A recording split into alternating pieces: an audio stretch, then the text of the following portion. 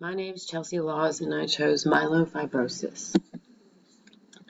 Myelofibrosis is a myeloproliferated neoplasm that is a rare disease which progressively builds up fibrosis scar tissue in the bone marrow.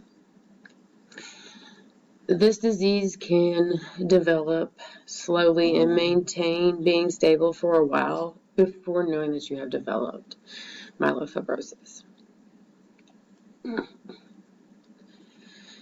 There is no definite cause to why myelofibrosis shows up. It's just spontaneous. This disease is common in normally older adults between 60 and 65. My dad was 64 when his developed. It can develop in younger individuals, more with girls than boys.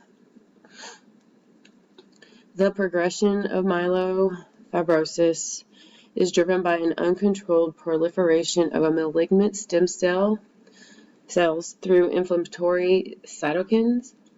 The cytokines activate myofibroblasts that lead to extensive fibrosis.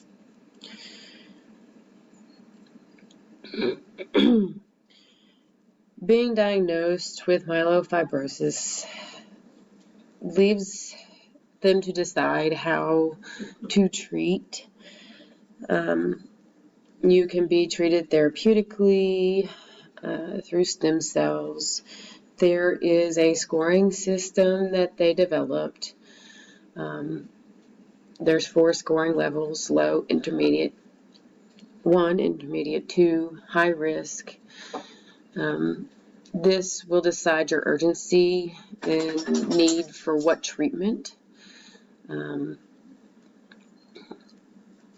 Depends with the signs and symptoms that you have shown up with, and they'll do some testing, as we will see. Mutations. Myelofibrosis has a genetic component that the presence of these mutations can influence the outcome of the patient. There is one more common mutation than others. It is Janus kinase 2. JAK2 is what they call for short. There are several others. The mutations will also predict your survival rate. The JAK2 is present in over more than 50% of patients with primary fibrosis. There is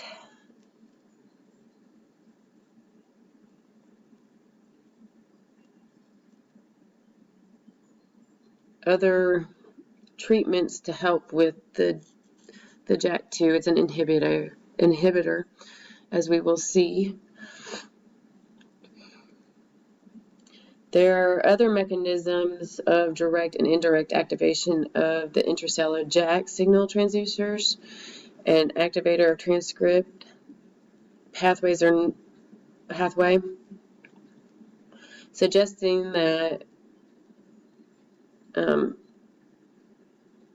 dysregulation of the pathway is a central pathogenic component of myelofibrosis, regardless of the mutation status of JAK2.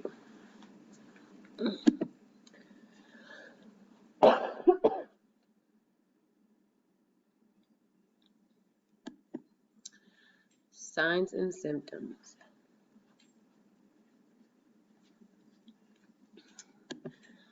There are many signs and symptoms that develop with myelofibrosis that are common in other diseases and disorders. There are some that occur more frequently in patients. A few of them are fatigue, anemia, splenomegaly, which is an enlarged spleen. Sometimes they can take happening over a long period of time.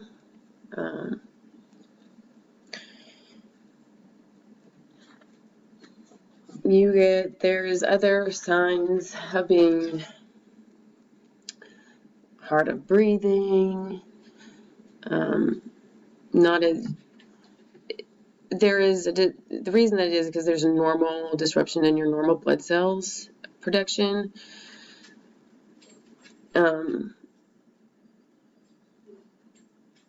The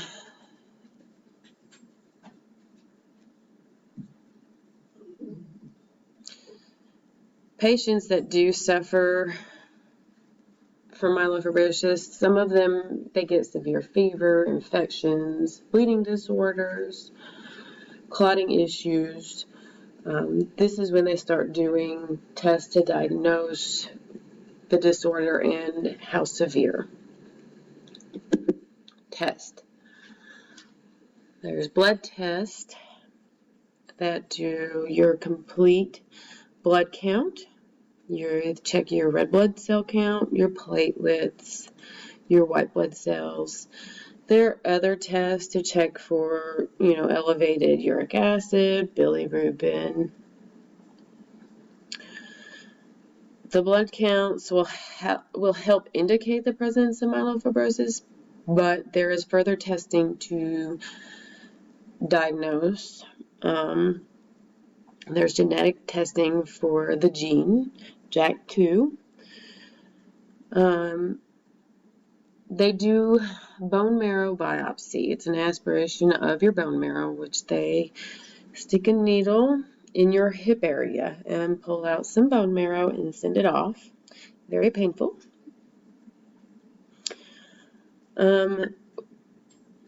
With that being said, there is like the liver and the spleen that become enlarged. They can do ultrasounds, CT scans. They tend to find those on your physical exam and then send you for your ultrasound or CT. The treatments. So with treatments, there is some people that are asymptomatic, so therefore they only treat as symptoms arise.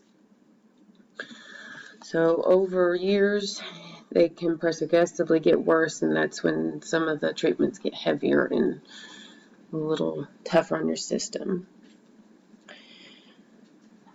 As soon as they get done doing the tests of the blood counts, the bone marrow, there is a splenectomy, there's blood transfusions, the JAK2 inhibitors, chemotherapy, radiotherapy, donor stem cell, that's a stem cell transplant.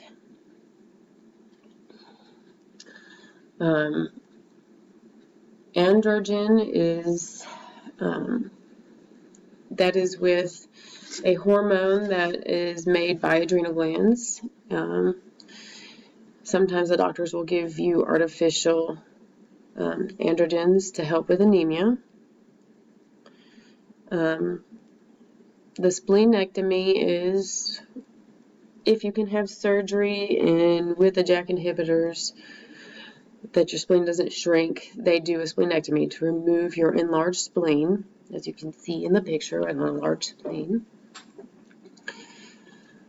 The blood transfusions, patients that have anemia can get blood transfusions to help increase their red blood cell count. This will help them from being tired and weak. My dad had this one done every week for a while. The JAK2 inhibitors are to help stop the growth of cancer cells. It helps shrink down your spleen. Sometimes that helps, sometimes it doesn't. If you cannot have surgery, if it doesn't shrink, they do chemotherapy and radiotherapy to help disrupt the growth of cells and stop them from dividing. These drugs can be given in pill form or an IV drip.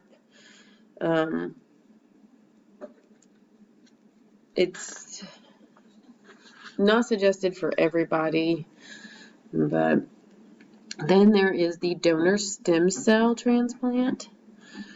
This is when you find a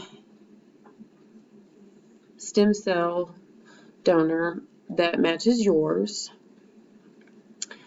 This is all done after, when you find them, you have to go through extensive testing, chemotherapy, and a whole body radiation. It strips everything. Then they replace your stem cells with the donor stem cells through an IV drip into the bloodstream. Ideally, it'd be a close relative would be best, but if not, the doctors will find one. It will take a couple of weeks before, it can take a few weeks for the donor stem cells to start making new blood cells for you. This has been so far the only practical treatment for a high rate diagnosis of myelofibrosis.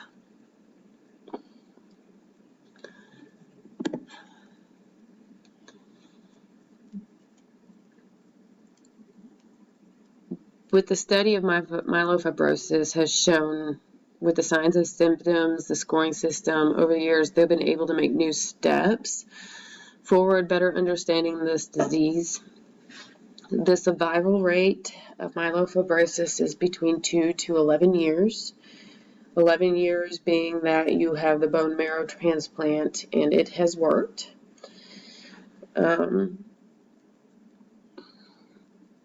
Patients with myelofibrosis over the years have been able to get better treatment and diagnosis with the new technology and testing and understanding of its diagnosis. As it still stands,